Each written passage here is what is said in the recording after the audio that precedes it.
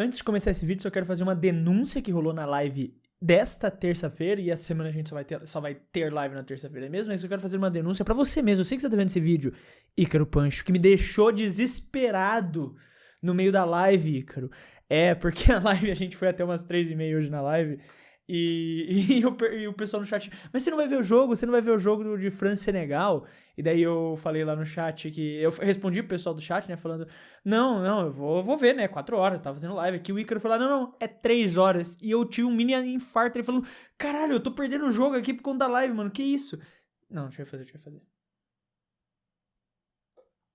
Começar o vídeo só fazendo uma breve denúncia pra você mesmo, você sabe com o que eu tô falando. Eu sei que você tá vendo esse vídeo, Ícaro Pancho, é com você mesmo, que me deixou desesperado na live hoje, me confundindo os horários, me falando o horário do jogo da França e Senegal lá, que ele falou que já tinha começado no meio da live, e eu me confundi todo, eu fiquei todo perdido lá, me deu um mini ataque cardíaco.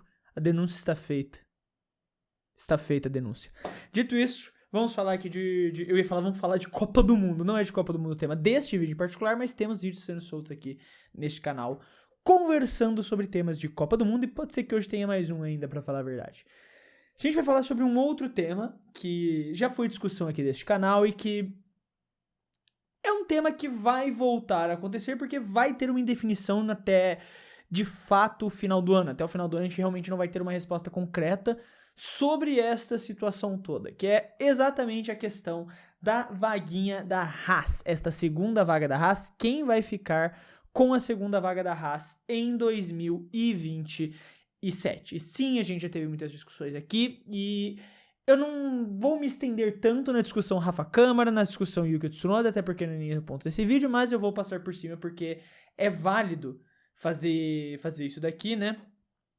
Passar por cima dos argumentos pró e a favor, tanto de Yuki Tsunoda quanto do Rafa Câmara, antes da gente chegar no nome que surgiu aqui agora como um potencial candidato para esta vaga da Haas. E eu vou discutir também dele os prós e os contras. Mas passando aqui por cima, sem enrolar muito, primeiro nome, obviamente, o que brasileiros mais querem é o Rafa Câmara, piloto da academia da Ferrari. A Haas tem esta parceria com a Ferrari, Haas e Ferrari tem essa parceria, né? A Ferrari fornece ali os motores, caixa de câmbio para a Haas, e por conta disso, a Haas, em troca disso, ali no acordo que eles têm, sempre acaba cedendo uma vaguinha para um piloto Ferrari. O Mick Schumacher, né, ficou lá por 2 anos, agora está sendo o Oliver Behrman, indo também pro seu segundo ano já como piloto da Haas. Então, de fato, a gente sabe que tem. Obviamente não é algo público, não é algo que as duas equipes falem abertamente, mas fica bem evidente considerando esse padrão de contratações de pilotos da Academia Ferrari da Haas. Então surge, obviamente, essa oportunidade, poderia ser o Rafa Câmara, beleza.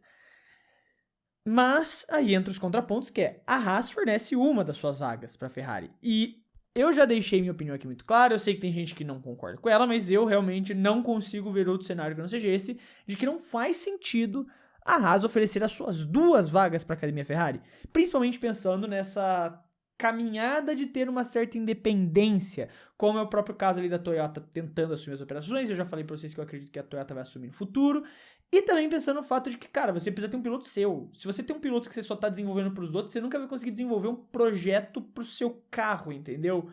Porque é muito importante que você tenha um piloto que fique com você por muitos anos para que você desenvolva, tenha uma ideia clara de como desenvolver esse carro e siga uma linha. E você ter 2 novatos, primeiro que a própria Haas já provou que não é uma boa ideia, tudo bem, o Behrman já vai estar no 3º ano, não é mais novato, mas você tem um piloto que, beleza, você começa a desenvolver no caminho dele e daí ele pula fora para ir pra outra equipe. Daí você chega no outro piloto e começa a desenvolver o caminho dele, ele pula fora para ir pra outra equipe. Sabe, você nunca tem um padrão claro de onde seguir como equipe. Então é importante que a Haas sempre tenha um piloto deles. E eles foram tendo nesses últimos anos, né? Era pra ser o Hülkenberg, tanto que o próprio Helmut Marko já tinha falado que tentou fazer de tudo pra segurar o Hülkenberg. A ideia era que o Hülkenberg ainda estivesse na Haas, a Haas não queria que o Hülkenberg saísse pra Audi, tentaram fazer de tudo, mas o Hulk achou melhor ir para o projeto da Audi do que permanecer na Haas. Então, isso pra mim é a prova de que a Haas entende a importância de ter um piloto pra si, um piloto que eles possam desenvolver. E aí entrou o assunto do Tsunoda, que pega todos esses argumentos positivos, de que poderia ser, tem todo esse prospecto, todo esse futuro ali, pelo menos, não de ser um grande piloto, obviamente, eu não acho que o Tsunoda tem qualquer prospecto de ser esse uau fora da curva, mas de pelo menos suprir essa necessidade da Haas de ter um piloto para si, pensando ali no longo prazo, né? Beleza. Em relação ao Tsunoda, você tem alguns contras você tem alguns contras, claro, nessa situação do Tsunoda. O primeiro dos contras é hoje ele está contratado com a Red Bull, ele é piloto reserva da Red Bull. Claro que a Red Bull liberaria ele nesse cenário, eu não acho que eles seriam também, sabe, um pé no saco nessa situação, eles teriam total tranquilidade em liberar, mas um outro ponto que pode aparecer também é a questão das ligações passadas do Tsunoda com a Honda. Hoje ele não tem mais ligação com a Honda, é importante ressaltar, o Tsunoda não tem mais contrato com a Honda, o único contrato dele é só com a Red Bull. Então, essa ligação de ir para uma equipe Toyota não teria tanto problema, e para mim faz muito sentido. Eu ainda acredito, para falar a verdade, que ele é a opção número 1 da Haas. Porém, eu estava andando pelos sites de notícias e me deparei com uma matéria do Motorsport que acendeu uma luz da qual eu não tinha pensado e pelo menos eu não vi ninguém discutindo essa possibilidade sobre um possível novo nome que realmente pode surgir e que faz sentido surgir como essa oportunidade para a Haas. E eu tô falando aqui de Leonardo Fornaroli. E eu sei que você já deve estar pensando, que porra que você tá falando? De onde surgiu esse Leonardo Fornaroli? Do nada. Ele não é reserva da McLaren? Sim, ele é reserva da McLaren. Porém, nesta matéria do Motorsport, da qual eu estou me baseando para fazer esse vídeo, escrita pelo Roberto Tincheiro, outro nome que aparece com muita frequência aqui, né, nas matérias do Motorsport. O Roberto Tincheiro acho que está pro John Noble, a nossa entidade sobrenatural do The Race. O Roberto Tincheiro, ele publicou esta matéria pelo Motorsport. Leonardo Fornaroli está para fazer um teste privado em Jerez com a Haas. Ele vai fazer o primeiro teste privado dele agora em 2026, ele não tinha feito nenhum, sendo um piloto reserva da McLaren. E a gente sabe muito bem que hoje, pelo menos, a McLaren não tem a intenção, até o momento, de se desfazer de nenhum dos seus pilotos, até porque um deles tem contrato até 28 e o outro tem contrato até 27. Portanto, em teoria, nenhum dos seus dois pilotos estaria fora de contrato no começo da temporada que vem, então não tem uma vaga para o Fornaroli da McLaren. Fornaroli é o atual campeão da Fórmula 2 e acabou não encontrando uma oportunidade, como aconteceu com vários pilotos da Fórmula 2. Isso é um vídeo que eu quero fazer ainda pro Clube da F1, sabe? Tentar trazer para vocês os motivos do porquê muitos campeões de Fórmula 2 estão ficando sem vaga na Fórmula 1, mas o Leonardo Fornaroli foi uma destas vítimas. Ele ficou sem um assento para a temporada de 2026 e, obviamente, está tentando procurar este assento ainda para 2027. Ele não desistiu, tanto que o foco dele ainda está 100% em tentar encontrar uma vaga na F1. E, particularmente, eu sou da opinião de que todo campeão de Fórmula 2, independente de como seja, merece pelo menos uma oportunidade de se provar para tentar, sabe, fazer o seu nome. Se não der certo, beleza, não deu certo. Mas pelo menos teve a oportunidade de se provar na categoria.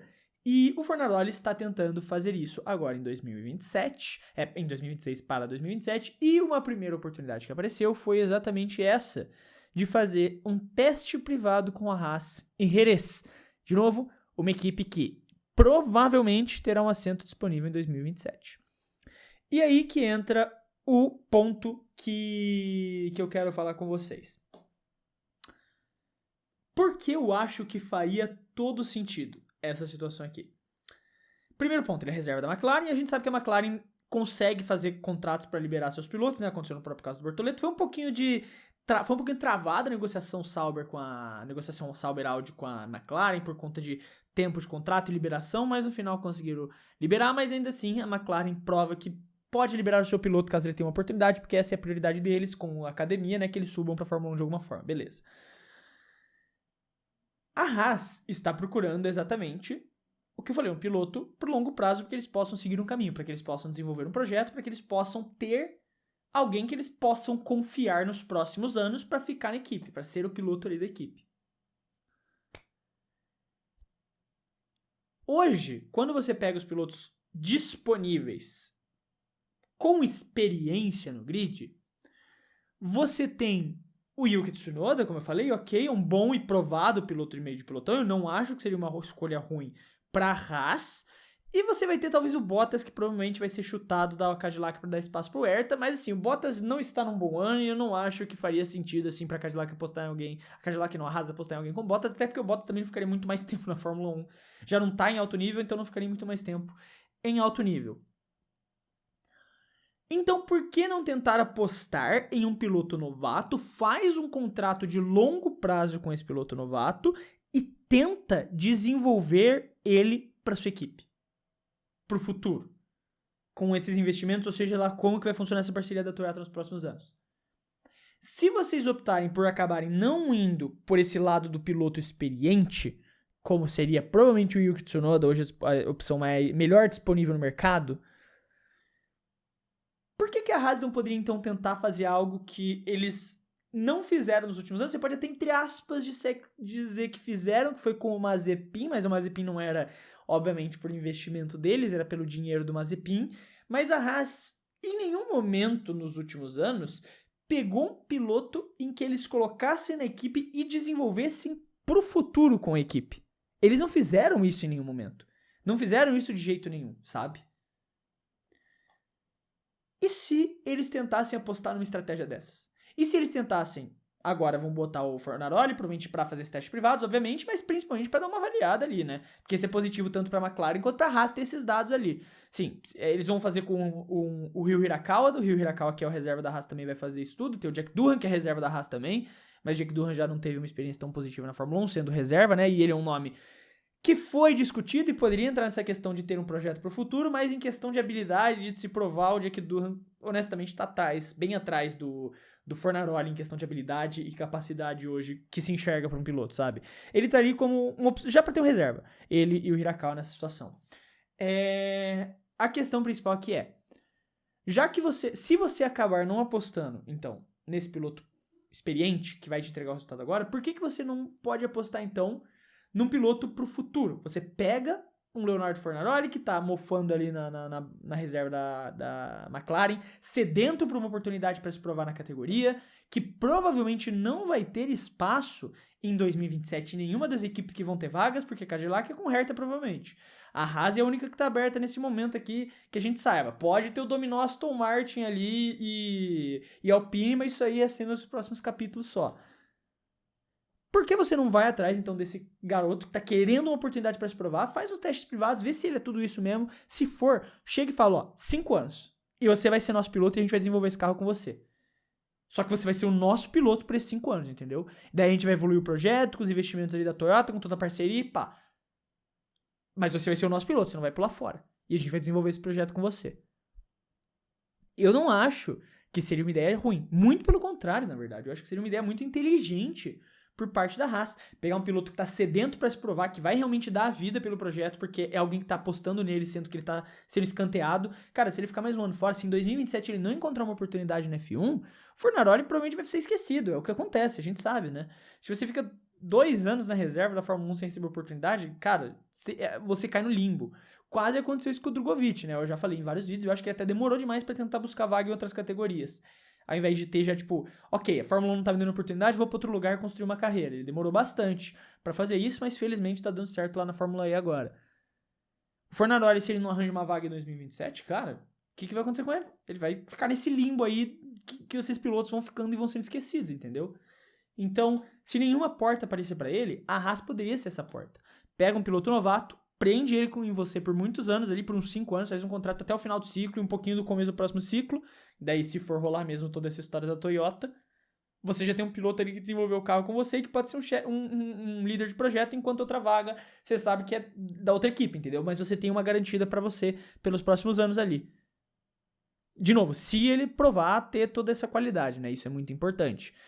Na verdade, 5 anos eu acho que é um exagero, mas chega a dar um contrato de 1 ano inicialmente, né? Pra ver se prova, ver se entrega um bom resultado. Daí você bota a cláusula de possibilidade de renovação pra mais 2, 3 anos, assim, sabe? Como várias equipes fazem com seus pilotos. Tipo, botar 1 ano, botar 2 anos, que seja, e possibilidade de renovação. Faz isso aí.